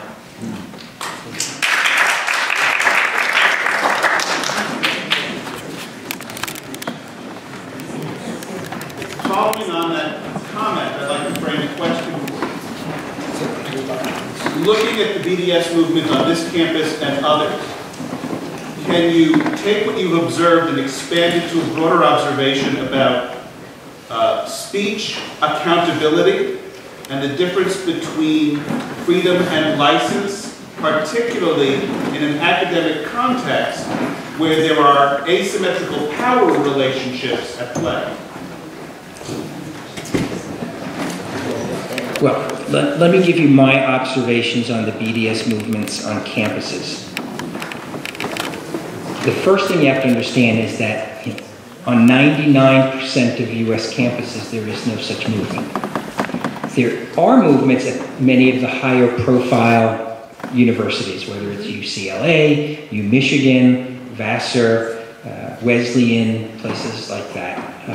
Things that we, in our experiences, view rightly or wrongly as being influence makers, influential places. So that's the first thing you have to understand, that whenever I talk to people who aren't immersed in this, and I say the BDS movement, they kind of look at me and mean like, Bush derangement syndrome? No. So most people, this is foreign, so to speak, to most people on most campuses. I'm not really sure, if I'm understanding the thrust of your question, but I think that if I have to observe the big difference between what I witnessed at Harvard Law School in 1982, 83, 84, and what I witness now is not the fervor of the students, not the commitment of the students. It's the faculty putting their thumb on the scale. And I think that's the single greatest difference, that you have the faculty now being the motivators, being the co-protesters, being the people who are pushing the movement, and they have a continuity that students don't have. I mean, students come and go, but tenured faculty is there forever. And I think that's the biggest difference. And that's one of the things that I find so frustrating. I mean, you could ask any student who's ever taken any of my classes, and not once have I brought politics into the classroom. Not once. I've, never badmouthed a politician in my classroom. I've never brought up political subjects. But when I talk to my kids, who are now all out of college, they say it happens all the time, particularly on anti-Israel things. That is, people who went to, I don't want to name the college, but kind of the equivalent of a Vassar, and, in philosophy class, in all these other classes, professors, and they're not even talking about the Middle East, but they're bringing, as part of my website, we cover a lot of what happens on campuses. Brown University had students and community members who shouted down, I think it was last fall or last spring, Ray Kelly, the former police commissioner. He may have been police commissioner at the time, it was under the old administration, and forced him off the stage. And one of the professors who spoke out, there were two professors who spoke out in favor of what the students did. They're both BDS supporters, and one of them, I went to her publicly available website for a course that has nothing to do with the Middle East. It was an English literature course or something like that. Nothing to do with the Middle East, nothing to do with international politics, nothing. And what was she promoting on her course website? Israeli apartheid week at Brown University. And that's what I see as the main difference, that faculty are putting their thumbs and their feet and their bodies on the scale in ways that, faculty, I'm allowed to appear here. It's not inconsistent with what I do at Cornell. Faculty here are entitled to express their views, but there's a point where it crosses over into that power relationship that I think is unhealthy. Is this tendency to boycott really just another manifestation of the unerasable anti-Semitism that exists in this country and the rest of the world? To a degree. I try to be very careful in using that terminology, because just as the word apartheid is abused and misused for political purposes, and meant to be something and used in ways that get applied strategically to try to shut down the conversation. I think false accusations, or should I say, extenuated accusations of anti-Semitism, of racism, of whatever it happens to be, where you don't really mean that the person is racist or anti-Semitic, that they hate Jews, but you know it'll shut down a conversation quickly if you can force that. So I try to be extremely cautious about that. There is no question that the genesis of the boycott movement, the international boycott movement, was steeped in hatred of Jews. There's just no question about that. That does not mean that every person or the majority of them who participate in it have those feelings. I like the formulation of Lawrence Summers, the former president of Harvard, who, after the ASA boycott, said that it is anti-Semitic in effect, if not intent. I think that the intent of most of the people, the overwhelming majority on campuses, is not intended to be that way. But when you so demonize a people and you so demonize a country, you get Europe. You get Paris, where Jews can't walk around with a kippah on. You get Malmo, Sweden, where anti-Semitism and anti-Zionism are indistinguishable. And so I don't want to give a simplified answer to that. I think that the movement does feed anti-Semitism, but that doesn't mean that the majority of people who participated in it, or any of the 39 faculty members who signed that letter, are anti-Semitic. And I really try to be careful about that. I think people sometimes use terminology too loosely based on a guttural feeling about it. But you know, if you ask, so that's my answer to it. The ASA, has it increased membership since it began this? Has it lost membership? The 39 people who signed this letter, all the ASA members at Vassar College, or just a small percentage, or other ASA members that didn't write the letter, didn't sign the letter? You know, I have not. How has this affected the ASA? Sure. I have not investigated, much as they think they're being investigated. I have not investigated who are members of the ASA here or not. The impact on the ASA is very curious. They have announced that their membership increased by 700 people. Approximately, because they made a prior announcement, approximately 600 of them came in the 2 to 3 weeks after the boycott was announced. So and they put out a call for help to supporters, literally a call for help to supporters because of the reaction from university presidents. And they quickly picked up about 600 people. 625 was what I think they published in early February. So that is an increase. Their membership is a little vague. At some points they say it was 5,000 before this. Other places they said 3,800 eligible to vote. So that does represent an increase, but it's kind of like a gross increase. It's not, you know, saying, well, we sold $1 million worth of stuff, therefore we made $1 million. No, what did it cost you? The membership, based on an insider I've spoken with there, that person estimates that about a quarter of those people were people who were so disgusted with what happened, they were rejoining to try to change the organization, which I think is futile. The membership renewals don't come up until June, so we don't know how many are not renewing. That's on the individual side.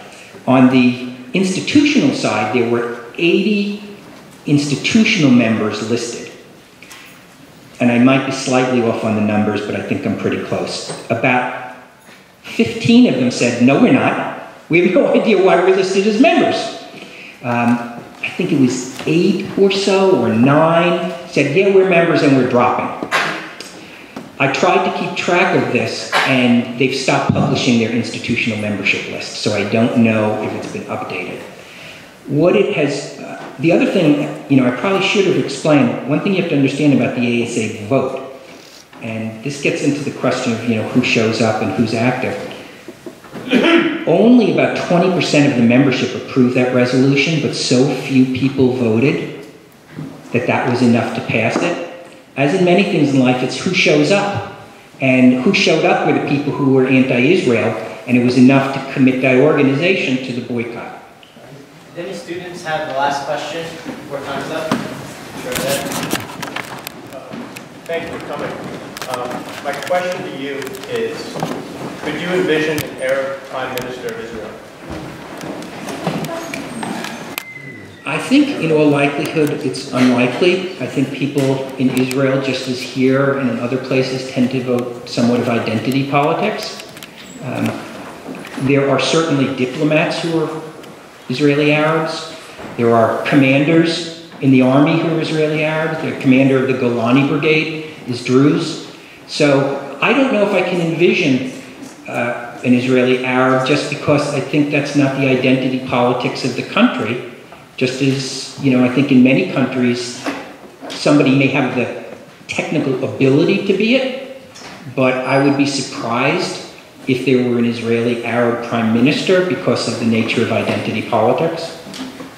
I think many people would have been surprised if 40 years ago we told them we'd have a black president today. So do you think maybe 40 years from now there could be an Arab prime minister of Israel? I'm not going to rule anything out. I just think that it's unlikely, but I do get your point that once you have a societal resolution of conflicts, and I'm not saying there's no racism in the U.S. or something like that, but kind of that open conflict of segregation having ended, I think you're maybe more hopeful than I am. I think that once there is a resolution of the conflict, maybe it is possible, but we're not there yet. Sure. I have two websites. One is called Legal Insurrection. It's a long story how I got that name. And the other is College Insurrection. And you can just Google my name and you will find it. And you'll probably find grotesque photoshops of me as well. Well, I don't track it in the sense of having a chart that tracks it. But we cover it extensively. And we have a tag for BDS, and you'll probably find 150 or 200 articles for it. And are these BDS the mock evictions? Well, that would be included in the movement, yes. It's just a question, I don't know if you'll let me answer. But are they legal? Because you and I can say whatever we want, but we can't get them fired. Well, I don't think that they're illegal, but they may violate university policies. But they're not illegal. I think you have a question? Yeah, you spoke that you received backlash from students, but have you ever received any backlash from administration at Cornell? No, and I really pat them on the back when these letters come in, etc. The dean will send it to me, look what we got this time, sort of thing. I mean, that's not a literal quote, but when the president of the university, they have never wavered in their commitment to me. You mentioned, and I agree with you, that different groups have a right to bring in different speakers, and the SJP wanted to bring in those two gentlemen from last week. But do you think it's right that 5 Vassar departments and 2 programs sponsored those speakers, who many view as anti-Semites, and nobody would sponsor your speech tonight? Do you think that's right? Well, yes, I'm serious. I think that on the sponsorship issue, that goes to the issue of, putting the thumb on the scale. I think that, at Cornell, the English department was a sponsor of the main event at Israeli Apartheid Week. And a student came to me and said, look at the email I just got from the English department. It was sent out to their entire list of enrolled students promoting Israeli Apartheid Week. I emailed the chairman of the department. I said, I didn't tell him not to do that. I said, would you please email the students, because I'm giving a speech contrary to the boycott next week. They never did. So I think that's that's what happens. I think, the first question, your first statement was made. I remember, I'm older than you, in the days when I was in college, we were against the Vietnam War, and nobody funded us to be against the Vietnam War. But I think that the money that's being put behind these efforts is really relevant. I know my son is graduating of school now, and they just invited Ayan Percy Ali from speaking, and the whole effort was funded by CARE. And they got involved in what was going on in the campus and convinced kids and faculty to sign a petition so that she was disinvited from speaking. So I do think, and don't you think, that that's also a big difference from the past, is all this money that's being poured into these efforts? I can't really assess that. I think that, university presidents need to be stronger people, and they need to be stronger on both sides, and if there had been people circulating a petition that I not be allowed to speak here, I would have hoped the president of the university would have spoken out in my defense, not substantively, but my ability to speak here. So I have two questions. The first one is, where do you draw the line between freedom of speech and incitement? And the second question is, to what do you attribute the rise in the academic world? Like you mentioned that in your days at Harvard, it was mostly students. The academic world and so-called intellectuals are getting onto the anti-Israel bandwagon. sure. I forgot your first question. Speech and incitement. The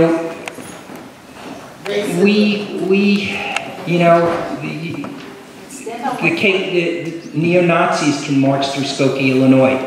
I mean, it's one of the things we have to tolerate for society, where we have freedom of speech. And so I really don't like the term, although God knows maybe I've used it sometime, hate speech, that sort of thing, because it just leads to me to a slippery slope that there are probably people who would consider what I said here tonight hate speech. So I don't really like to go there. I mean, you can yell fire in a crowded theater as long as there's a fire. So I think there are things that are, potentially unlawful, but I really don't like to get into the incitement thing. You can speak up and explain why this person is engaging in incitement, but I don't think you shut them down for that. Now I've forgotten the second question. I'm sorry. Why the academics? I think that people early on decided that academia was a path to political activism. The person I mentioned, two of the people I mentioned who were active at Harvard are now professors. And they're doing the same thing. There's, for a lot of the professors, and I haven't researched the people here, so there's not a comment on the 39 here. But what I've seen a lot of the most active professors around the country, their scholarship is indistinguishable from their political activism. And it's a great gig if you can get it.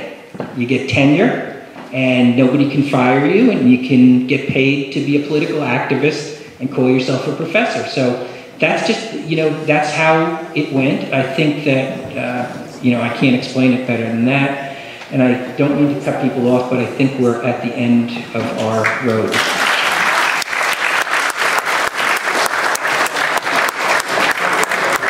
If there are any students in the audience who would like to find out how to do pro-Israeli activism on campus, you can speak to us. Thank you everyone for coming. Thanks again, Dr.